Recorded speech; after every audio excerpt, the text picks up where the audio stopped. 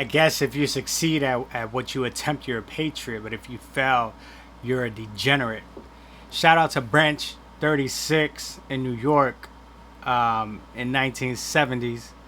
They did what no other letter carrier or any branch or any person has ever done in the history of this great nation, and they challenged the United States government on its own law. And the law that I'm referring to is Article 18 of our national agreement, no strike clause. Section 1, Statement of Principle. The union, in behalf of its member, agrees that it will not call or sanction a strike or slowdown. Section 2, Union Actions. The union or its local unions, whether called branches or by other names, will take reasonable action to avoid such activity, and where such activity occurs, immediately inform striking employees that they are violating this agreement and order said employees back to work. Section 3, Union Liability. It is agreed that the union or its locals, whether called branches or by other names, which comply with the requirements of this article, shall not be liable for the unauthorized action of their members or other postal employees. Section 4, Legal Impact. The parties agree that the provisions of this article shall not be used in any way to defeat any current or future legal action involving the constitutionality of existing or future legislation prohibiting federal employees from engaging in strike actions. The parties further agree that the obligations undertaken in this article are in no way contingent upon the final determinations of such constitutional issues. That's a lot to bite. See, but these guys, they weren't scared. They were fearless. At that time, civil disobedience was on a rise. The American people didn't trust the government. There was too many things, too many police and teachers and civil disobedience, and people were fighting for what they believed in. Today, that's not the case. Today, we have live a level of comfort in which we are comfortable until we're not, and then at that point, we are not like the generation that preceded us. We like to eat the fruits of their labor. We like to get fat on the pork that they've given and left on the table. But if it comes time for us to stick up and defend ourselves, oh, we can't do that. We can't do that. I'm not supporting or defending a strike. I'm just saying it's how we got to where we are today. We got to remember, collective bargaining wasn't a thing prior to 1970. The post office was the post office department. It was a branch, just like the Department of Education is a branch today. It was a branch under presidential cabinet. And so for a postal employee to get a raise, literally an act of Congress needed to happen, needed to be approved by the House of Representatives, then by the United States Senate, and then by the president on top. And so the Great Strike occurred with great humility, and great strength by a couple of men.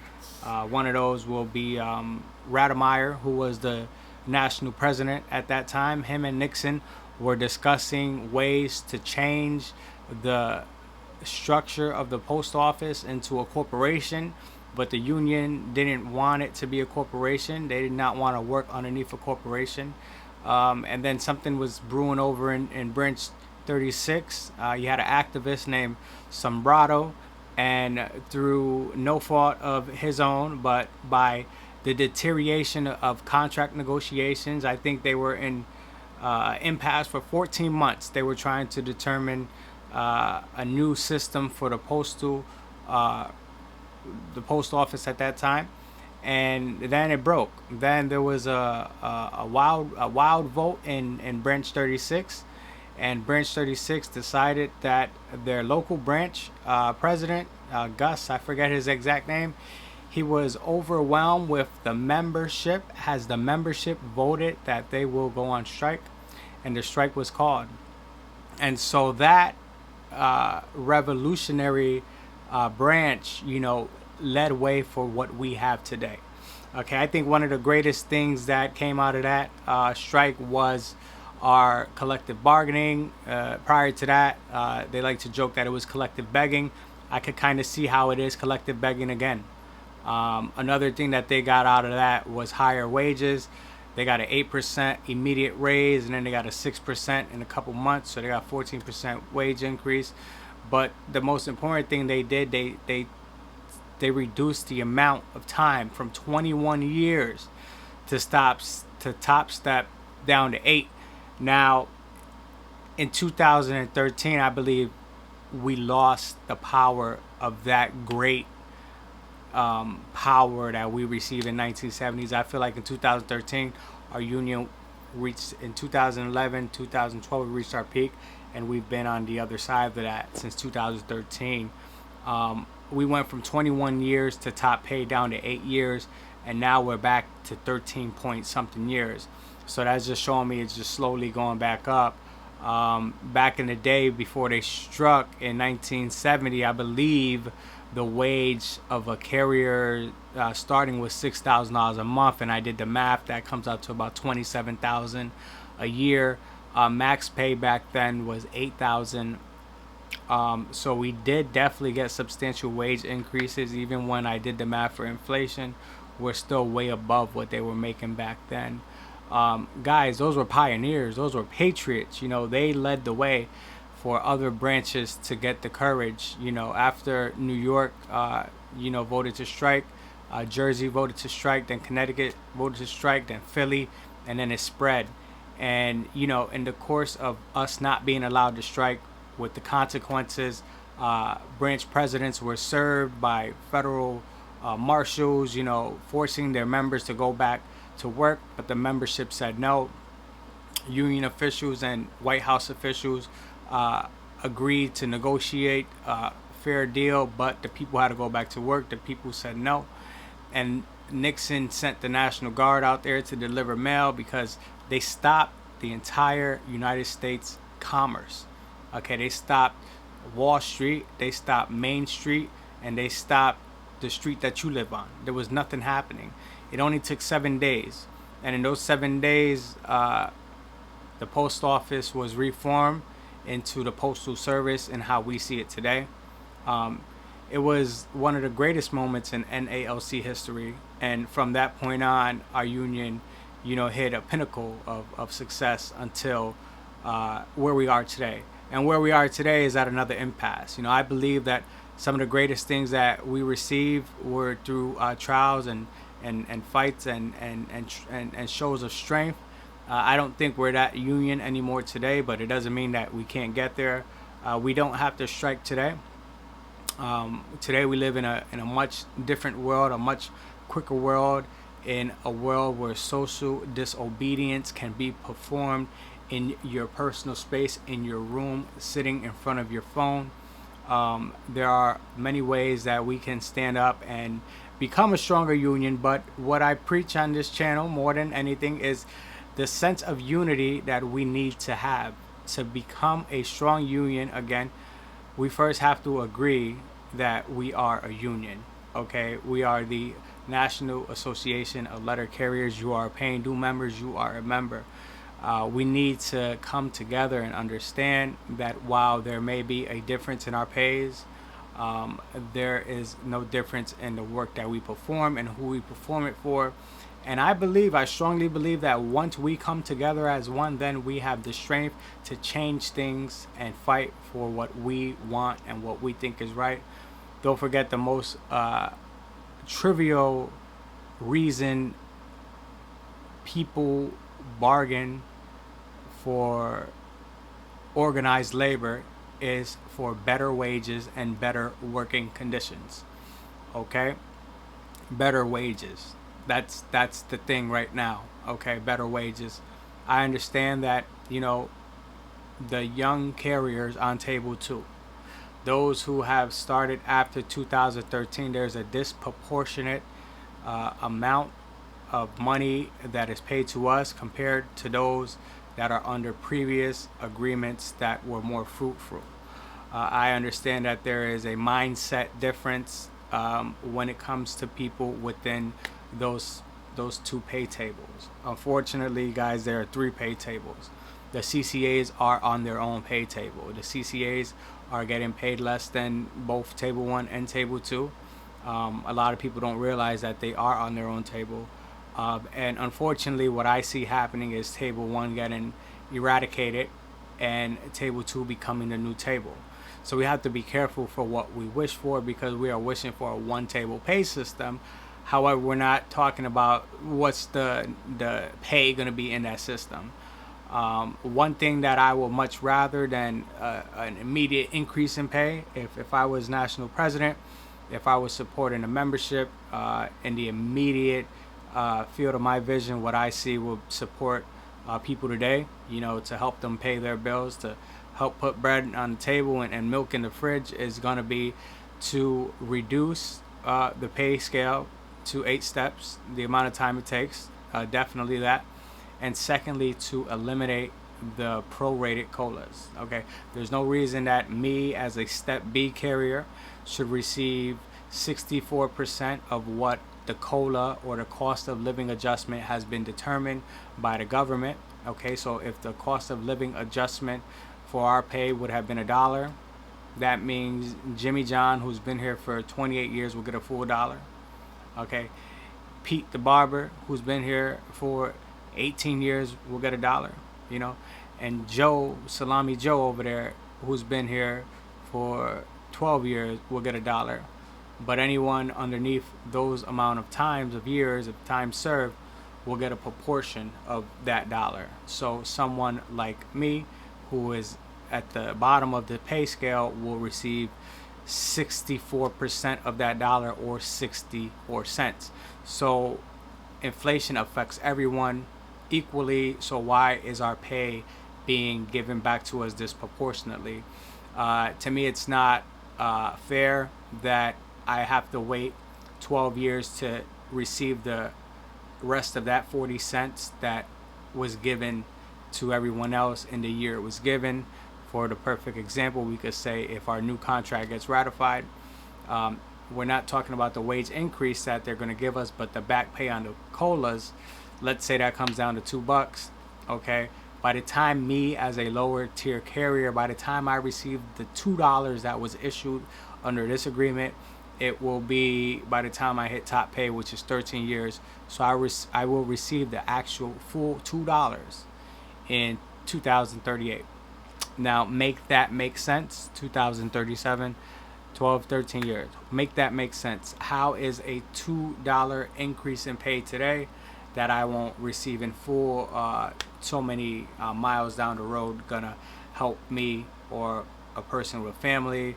How is that gonna help anyone put gas in their car or cereal in the cupboard?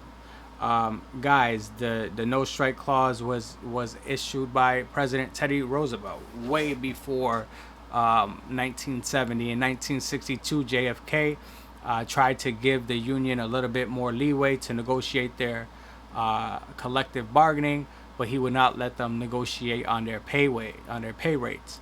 And so he still kept the no strike clause. 1970, after the postal reformation, they still kept the strike clause.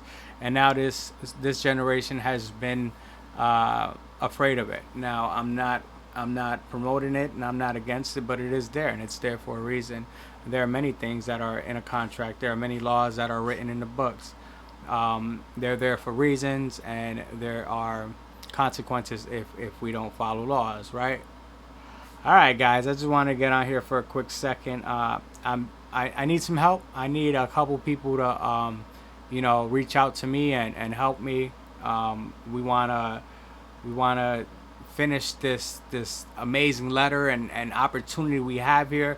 One of the best opportunities that I see coming in the near future for us to show our solidarity with one another is for us to all commit to sending out a letter to various leaders that govern the ratification, or not the process of our contract. We have collective bargaining, so ultimately it's the USPS and NALC, but there are so many other people watching. We got the Postal Regulatory Board, we got state senators, we got local senators and local post office postmasters is one huge system, and so if we can get certain amount of letters out and influx their receiving committees, influx their mailboxes, fill their mailboxes up until they get tired of checking all that mail. And I think that's the best way that we can show them that, we are concerned about the state of our union and the state of negotiations. And guys, just imagine, the grand idea in my mind is thinking big. Imagine filling up the national president of the NALC's mailbox every single day with tens of thousands of letters. Imagine filling Postmaster DeJoy's mailbox with tens of thousands of letters, maybe hundreds of thousands every day until, they get the point that, we're here, we're making noise. And the message will be different for each person we send it to, although the letter will be the same. The message we're sending to Renfro is, we don't agree with how you're leading us. The message we're sending to President Biden is, listen, us postal workers, we're a union. I thought you support a union. What's going on here? The message we're sending to the Postal Regulatory Board is, we got your back. I understand that that's all politics. There's Republicans and Democrats, and there's nothing you could do, but we want you guys to know that we're out here too. And then postmasters in our local installations, if we could bombard them, like, you guys see us every day. We're out here. This is what we feel, and it's gonna make noise. I know it is, guys. It's gonna be huge. And so all we gotta do is get a committee together, because I can't just create it and say this is it, because I'm not a dictator. I need ideas. I need people to put it together. I need people that know how to write in MLA format. But guys, I want to get this done like yesterday. You know what I mean? And then ultimately, what happens at that point, I'm going to post a letter as a PDF so you guys could download, print. I don't have a printer. I could buy a printer depending how this turns out. If how many people are really going to do it, I could buy a printer and I could print amount of letters, but I can't print 3 million letters. So ultimately, you guys are going to have to use your printers. You're going to have to use paper, ink, and then the cost of postage, right? But I think that if this actually, starts to unfold and we spread this campaign through social media, it doesn't matter if you use my letter or not. The point is that we're sending letters. And if we each send a letter a day, or the way that I wrote it was that there's going to be 12 letters. It came out to a certain dollar amount. But even if we all send 2 letters, if we all send 2 letters and we get people in the community to start sending letters, and I know I'm thinking real big. But so, even if it doesn't change anything, if people think that you're wasting your time doing it, ultimately it's a form of unity. It's a form of organizing. It's getting us together, feeling like we're doing something together, instead of just sitting here going through the day-to-day mundane tasks of delivering our routes and just another day at the post office just waiting for the contract. Because what happens after the contract? As you guys see right now, social media is quiet. After the convention, all the guys who post about post office is quiet. There's nothing coming out of union. Where's Brian Renfro? If I was the union president, I would have, whatever happened at the convention, I would have made a statement. I would say, guys, as you guys have seen, I've been found not guilty of all charges that were presented against me. I would have made some statement, whether the union membership liked it or not. And I would have said, this is the state of the union, and I want to thank everyone who supports XYZ. And then I would have gave a brief update. This is where we are with collective bargaining. But we didn't even get that. We got absolutely nothing. And then, I love the local branches that are doing their things and fighting for the carriers and keeping jobs and fighting discipline, like you guys keep doing your thing. But ultimately, guys, to change, we got to change on the local level. And local level, I mean us, rank and file, the people doing the work, the people that are out here on the streets, the people that are out here with the customers, speaking to the people.